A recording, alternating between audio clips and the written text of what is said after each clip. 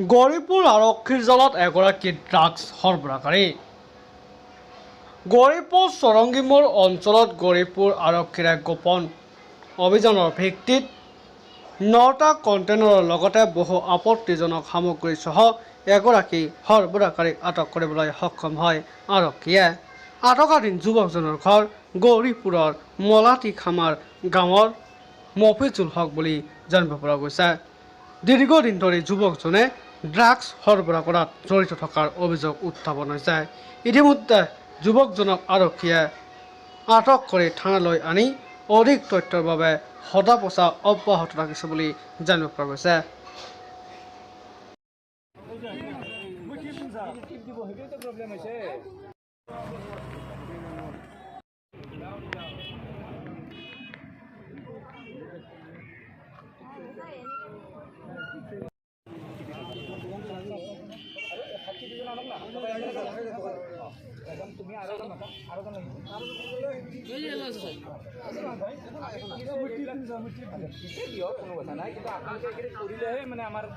ভাল লাগিব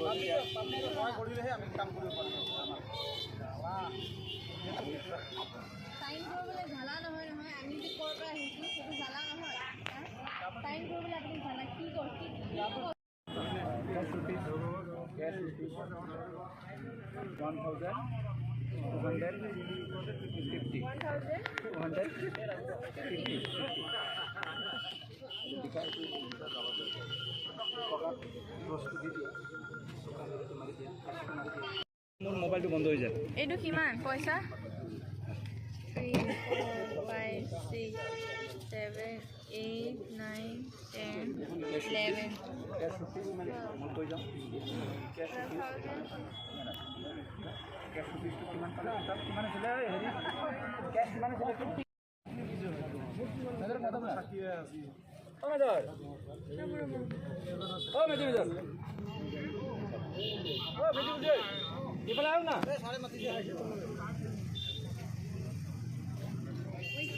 কিমান গ্ৰাম হ'ব বাইদেউ?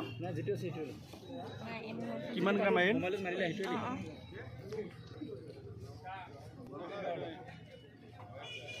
8.97 সেইটো লিখা আৰু কেছ পইচাটো কি নম্বৰত দিয়া কেছ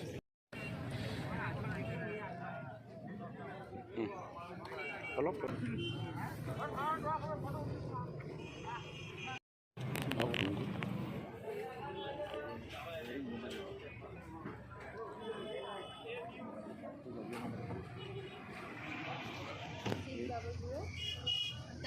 ডাঙৰকে